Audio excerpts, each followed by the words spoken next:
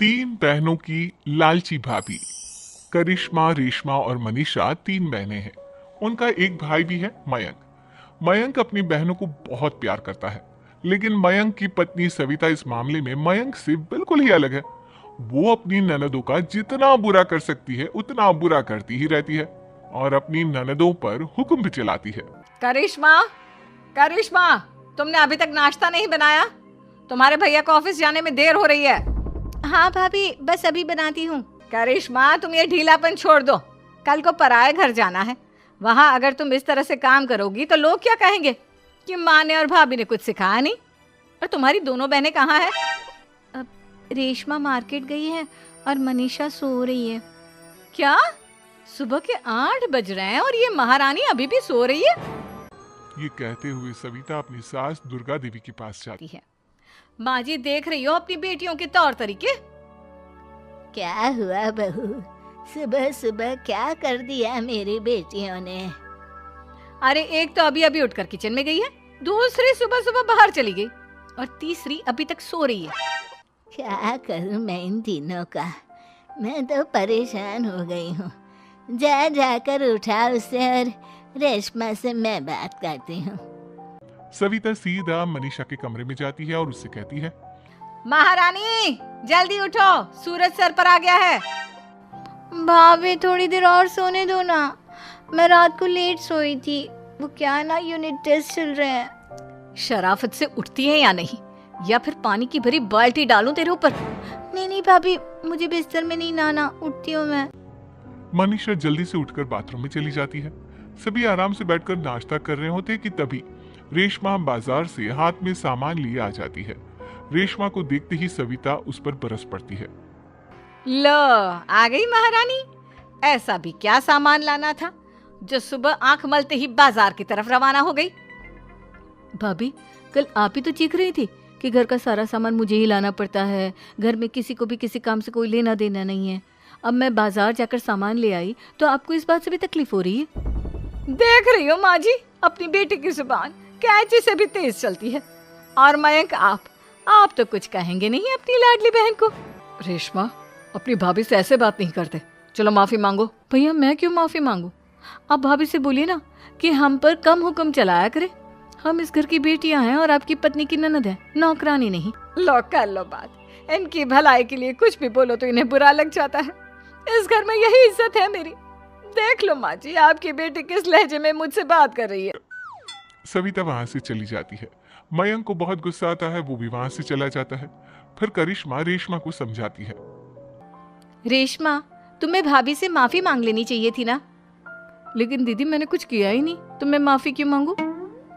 हाँ करिश्मा दीदी, रेशमा दीदी जैसे ही घर में आई भाभी ही उन पर चिल्ला रही थी। हाँ, मैं मानती हूँ कि गलती भाभी की थी। मैं तो इसलिए बोल रही हूँ कि भाभी ने माँ को तो पूरी तरह अपने वश में कर लिया है।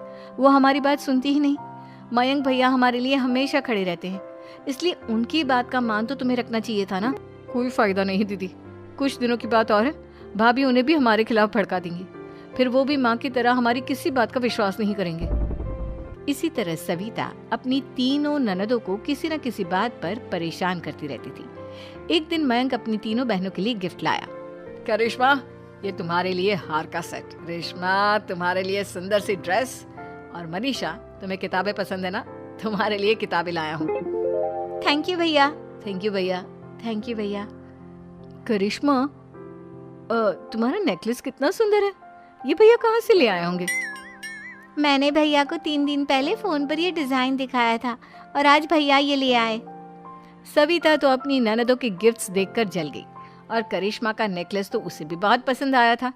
अपनी बहनों के लिए कितना अच्छा नेकलेस लेकर आए हैं, मुझे कभी कोई गिफ्ट नहीं दिया। मैं आज ही ये हार चुरा लूंगी। रात में सविता करिश्मा का हार चुरा लेती है और इसी तरह उसे अपनी ननदों की जो भी चीज़ अच्छी लगती वो उसे मांगती नहीं, बल्कि रात के अंधेरे में चुरा लेती। इसी तरह दिन बीतते गए और सविता ने मयंक के दिल में भी उसकी बहनों के लिए नफरत पैदा कर दी। एक दिन मयंक ने करिश्मा और रेशमा के लिए रिश्ता देखा और ये बात उसने घर में सबको बताई। माँ, करिश्मा और रेशमा के लिए बहुत अच्छा रिश्ता आया है। वो लोग कल इन्हें देखने आ रहे हैं। आप और सविता मिलकर सारी तैयारी कर लेना। ये सुनकर करिश्मा और रेशमा खुश हो जाती हैं, लेकिन सविता सोचती है, अगर इन दोनों बहनों की शादी हो गई तो घर और बाहर का काम कौन करेगा? मनीषा तो एक नंबर की कामचोर है, उससे तो किसी बात की उम्मीद लगाना ही बेकार है। मुझे इस शादी को रोकना होगा। अगले दिन सभी लड़के वालों के स्वागत की तैयारी करने में लगे होते हैं। तभी मयंक अपनी बहनों से आकर कहता है, तैयार हो गई तुम दोनों? देखो दोनों लड़के बहुत अच्छे हैं, मैं कोई कसर नहीं छोड़ना चाहता, इसलिए तुम उनके सामने अच्छे से बिहेव करना और अपनी भाभी से लड़ने मत लग जाना। करिश्मा, तुम वो नेकलेस पहन लो ना जो मैं तुम्हारे लिए लाया था। भैया मैं बहुत देर से वो नेकलेस ढूंढ रही हूँ, लेकिन मुझे मिल ही नहीं रहा। क्या तुमने नेकलेस खो दिया? तुम्हें पता भी है वो कितना महंगा था? तुम कोई काम ढंग से नहीं कर सकती। मयंक गुस्से में वहां से चला जाता है। थोड़ी देर बाद लड़के वाले भी आ जाते हैं। वो दोनों बहनों को पसंद कर लेते हैं और रिश्ता पक्का हो जाता है। लेकिन सविता के दिमाग में तो कुछ और ही खिचड़ी पक रही थी। वो पंडित जी के पास करिश्मा की कुंडली लेकर जाती है और उन्हें पैसे देकर करिश्मा की कुंडली बदलवा देती है। जब लड़के वालों के पास करिश्मा की कुंडली जाती है तो वो दुर्गा को फोन करते हैं। बहन जी, हमने करिश्मा की कुंडली अपने पंडित जी को दिखाई थी। आपकी बेटी की कुंडली नहीं बल्कि दोषों का पिटारा है। देखिए, मैं और मेरे पति इन सब बातों में बहुत विश्वास करते हैं, इसलिए हम आपकी बेटी से अपने बेटे की शादी नहीं करा सकते। इस तरह करिश्मा का रिश्ता टूट जाता है और सभी घर वालों को बहुत दुख होता है। अब कविता सोचती है, चलो करिश्मा का तो रिश्ता टूट गया, अब रेशमा का भी रिश्ता तोड़ना है। क्या करूं? अब सविता आवाज बदलकर किसी अननोन नंबर से रेशमा के होने वाले ससुराल में फोन करती है। हेलो, मैं कौन हूँ कौन नहीं ये आपके लिए जानना ज़रूरी नहीं, बस इतना सुन लो कि रेशमा का 2 साल से किसी के साथ अफेयर चल रहा है। बस रेशमा का रिश्ता तोड़वाने के लिए सविता का इतना कहना काफी था। अब रेशमा का भी रिश्ता टूट गया। मयंक और दुर्गा देवी ने रेशमा को खूब खरी खोटी सुनाई और उससे बार बार उस लड़के के बारे में पूछने लगी। आप दोनों मुझे क्यों परेशान कर रहे हो? अरे कोई लड़का होगा मेरी लाइफ में तो मैं बताऊंगी ना, जब कोई है ही नहीं तो कहाँ से लाऊं मैं कोई लड़का? तो तेरे होने वाले ससुराल वालों को फोन किसने किया था? माँ मैं नहीं जानती किसने फोन किया था, मैं सच कह रही हूँ। मैं तो पहले ही कह रही थी इसकी लगाम खींच कर रखो, लेकिन मेरी सुनता ही कौन है। आप चुप रहिए भाभी, ये सब आपका ही किया धरा है।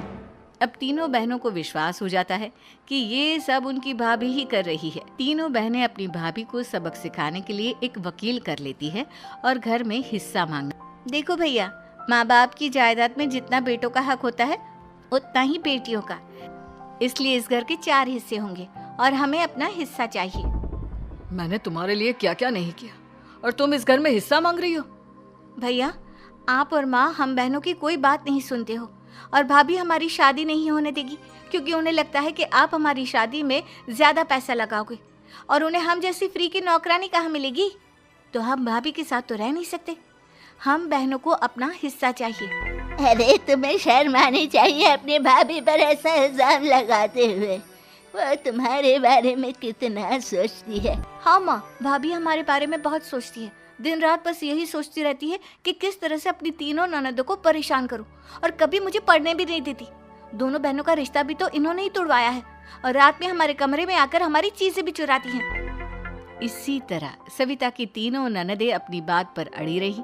अब कोर्ट में तारीख भी शुरू हो गई। जब सविता को लगा कि उसकी तीनों ननद इतनी आसानी से नहीं मानने वाली, तो उसने अपने पति और सास को सारी सच्चाई बता दी और अपनी तीनों ननद से माफी मांगी। मयंक और दुर्गा को भी अपनी गलती का एहसास हो गया। अब सविता खुद करिश्मा और रेशमा के लिए अच्छा रिश्ता ढूंढती है और उनकी शादी करवाती है।